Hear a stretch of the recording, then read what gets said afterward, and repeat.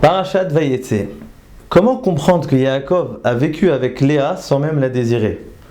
Le texte biblique nous raconte à plusieurs reprises que Léa n'était pas aimée de Yaakov, elle était même détestée. Pourquoi alors rester avec Léa? Pourquoi tout simplement ne pas la renvoyer, la répudier? Cette question a été soulevée par le Midrash, qui nous propose une réponse très surprenante. Il nous dit que Yaakov envisageait de la renvoyer, mais que lorsqu'il a vu que Dieu lui accorda des enfants à travers elle, il décida de continuer sa vie avec Léa. Mais ce Midrash est très difficile à accepter. Comment peut-on admettre que toute la place de Léa en tant qu'épouse de Yaakov était que grâce à sa maternité? Comment Yaakov est resté avec Léa seulement pour une question de rentabilité? En fait, pourquoi Yaakov avait deux femmes? Eh bien tout simplement parce que Yaakov portait en lui deux personnalités, la sienne et celle de Esav. Le Maharal de Prague explique que lorsque Yaakov a acheté le droit d'aînesse, il ne s'agissait pas seulement d'un droit, parce que selon la halakha, on ne peut pas acheter un droit qui n'est pas vraiment existant, qui est futur. En réalité, il a acheté à ce moment-là la personnalité de Esav. À ce moment-là, Yaakov s'est substitué en Esav. Il a endossé la dimension de Esav.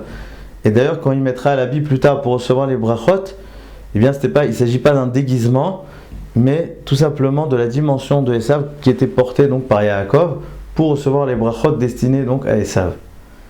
Mais il faut bien comprendre, cette transformation-là ne se fait pas d'un seul jour, ne se fait pas du jour au lendemain. Ça demande un travail. La preuve, c'est qu'on verra que dans la paracha prochaine, la paracha de Vaishlach, seulement à ce moment-là, le malach lui dira: maintenant je sais que les brachot te reviennent par ton droit et non pas par la ruse. En d'autres termes, seulement à partir de maintenant, tu as réussi à incarner la dimension de Esav. Mais si on pose une question, qu'est-ce qui s'est passé entre la paracha de Toldot et la paracha de Vayetse? Qu'est-ce qui a fait que seulement à ce moment-là, paracha de Vaishlach, seulement à ce moment-là, Yaakov a réussi à incarner totalement la dimension de Esav?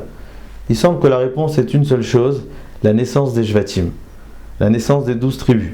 Parce qu'il faut bien comprendre, contrairement à Abraham et Yitzhak qui ont transmis l'héritage de Dieu en un seul fils, en un fils unique, eh bien la naissance des Shvatim est un tout nouveau concept, le concept de la collectivité, du pluralisme. Les Shvatim, c'est justement plus cette dimension-là verticale qui était représentée par Abraham et Yitzhak, mais une toute nouvelle dimension, la dimension horizontale. C'est pour ça d'ailleurs que les Shvatim devaient être la continuité de Esav et non celle de Yaakov. Parce que Yaakov, qui est Ishtam, Yoshev, Ohalim, qui est dans sa tente, il ne peut pas donner naissance à cette diversité, à ces couleurs. C'est seulement Esav, qui est homme des terrains, qui pourra donner naissance à cette diversité-là. Et c'est justement pour cela que, on sait tous, Rachel était destinée à Yaakov et Léa à Esav. Parce que le Zohar nous dit qu'ils avaient un caractère totalement opposé. Rachel représentait le monde extérieur, alors que Léa, le monde intérieur, le monde caché, dissimulé. Rachel, elle avait une beauté immédiate, elle était transparente. C'est d'ailleurs pour ça que Yaakov a été charmé immédiatement. Et d'ailleurs, ils donneront naissance à Yosef, qui lui aussi reste intact, reste stable, reste tout à fait constant, même lorsqu'il arrive en Égypte. Léa, elle était beaucoup plus intérieure, elle avait un monde intérieur très riche, et c'est pour ça que le verset nous dit: Ene Léa Rakot, ses yeux étaient ternes, pas pour nous dire qu'elle était moins belle, mais que sa beauté était intérieure. C'est-à-dire que ça mettait plus de temps à la découvrir.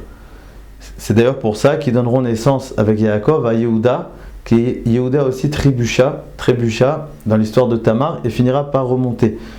Léa, elle correspond plus à Esav, à la Mida de Gvura, à la capacité de faire sortir, de faire jaillir la lumière de l'obscurité. Ça, c'est la différence entre Rachel et Léa. C'est pour cela qu'en dehors de Rachel, qui était destinée naturellement à Yaakov, eh bien Yaakov, qui avait endossé donc la personnalité de Esav, s'est marié, a accepté Léa, qui seulement à travers cela pouvait donner naissance aux Shvatim. Le sens du Midrash est de dire que, non pas de nous dire qu'il est resté avec Léa seulement pour une question d'enfant, mais tout simplement c'est seulement grâce à la naissance des Shvatim, à la naissance de chaque Shevet, Veshevet, chaque tribu, eh bien, qui va découvrir le potentiel infini caché en Léa. C'est seulement grâce à la naissance de ces tribus qui va incarner totalement la dimension de Esav, au point où il va pouvoir fusionner avec Léa. Si chez Rachel, la fusion était immédiate, et bien chez Léa, ça va mettre du temps. Et comme nous le savons, à la fin de sa vie, il sera enterré à côté d'elle pour nous dire qu'ils ont réussi à devenir Echad, à fusionner totalement. On pourrait retenir un message très actuel, c'est que il est naturel de penser qu'on devrait choisir un conjoint qui nous ressemble. D'ailleurs, on connaît tous le dicton qui nous dit « qui se ressemble, s'assemble ». Mais en vérité, c'est seulement à travers la différence qu'on va pouvoir accéder et atteindre à des buts bien plus élevés et accéder à une dimension nouvelle. Le mariage n'est pas une finalité, c'est le début d'un long chemin et c'est seulement en découvrant les différences, les qualités cachées chez notre conjoint qu'on finira véritablement par se ressembler. Shabbat Shalom.